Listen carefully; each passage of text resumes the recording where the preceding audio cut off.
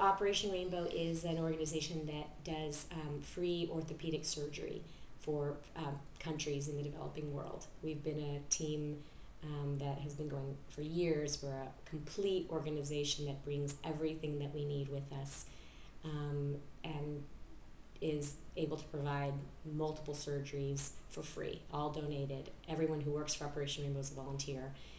There's no paid salaries, so donations and things go directly to patient care, which is wonderful. This time we are going on an urgent mission. Usually we have a planned mission, takes months to prepare, but this time we're going to Haiti. There's actually already a team there. This is the group that I'm going with. It'll be the third replacement group for Rainbow.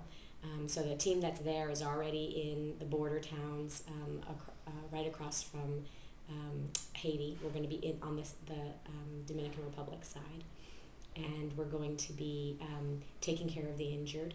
Many surgeries have been performed, probably many yet to come, but a big focus is going to be that post-operative pain care and antibiotic coverage for infections, and dispositioning all these patients that seem to be accumulating.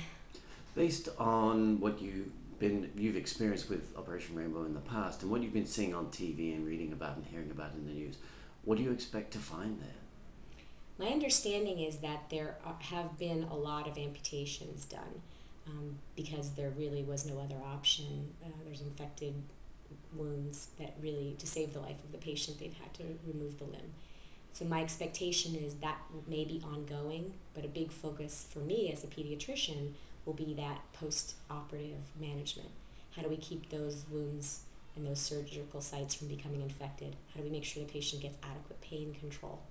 And all their other medical conditions are being addressed, their hydration, their nutrition, and those things. My understanding is there's a lot of patients that are still in limbo as to where they're going to go. They're still in recovery, and there's really no place for them to go because they're homeless, and they have no physical therapy or rehabilitation facilities. So my guess is that a big part of this focus is going to be that type of care. How difficult are the working conditions typically on one of these missions? And obviously with this, it'd be even more so.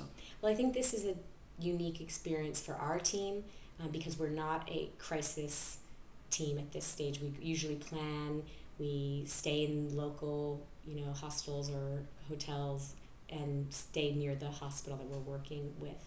We go where the need is. So obviously, if there's a need now in Haiti, that's where we're going to be.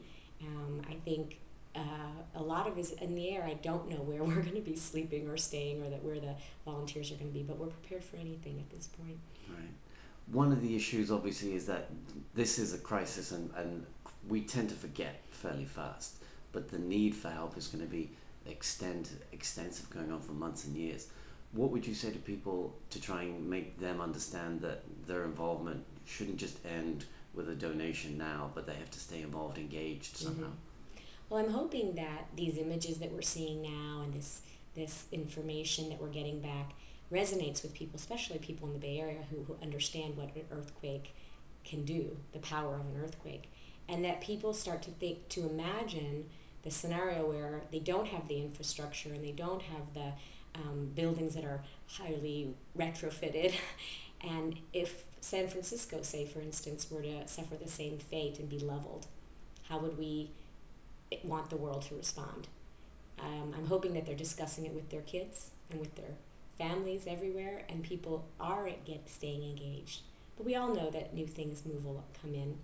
So I think it's going to be our job as caregivers as well as volunteers across the world to make sure that the message stays. Right. And one of the things you talked about was the schools, how some schools are getting involved. Let's talk a bit about that. Absolutely. Well, my daughters, I have 3 daughters, and they go to 2 separate schools, and as soon as we started hearing about what effects of this earthquake in Haiti, people all want to know what they can do. What can the daily family that's busy and preoccupied, what can they actually really do? Not everyone can go on a medical team.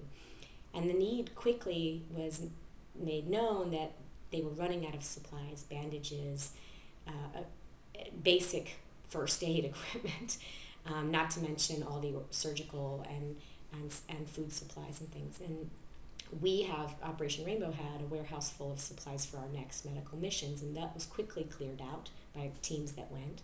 And so we put the word out to some of the families at our schools that we needed these things, and it's been incredible that the children of our community and their parents have really engaged, and they want to do something that's tangible. Writing a check is wonderful, and the money obviously can go far and wide.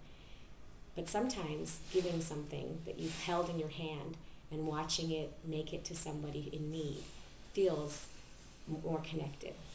So a lot of the schools are collecting materials, going to the pharmacies and going to the warehouses that, or in their own garages and finding crutches and bandages and first aid creams and gathering it at the schools in a drive. And we're collecting that. In fact, we've collected already 100 pounds or more of equipment, and every day is more and more is coming in. And we're going to be putting that in bags, actually starting the packing process tonight, and I'll be making sure that it arrives. If people want to make a donation or do something to help Operation Rainbow, how can they? Well, there's a very nice website, and they can make a donation directly online.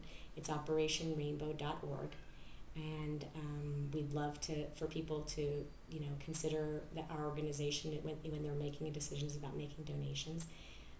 The nice thing about Operation Rainbow is they can be confident that their money is going directly to the patient care, because we pay our own way, and the administrative costs are covered. It's all volunteer.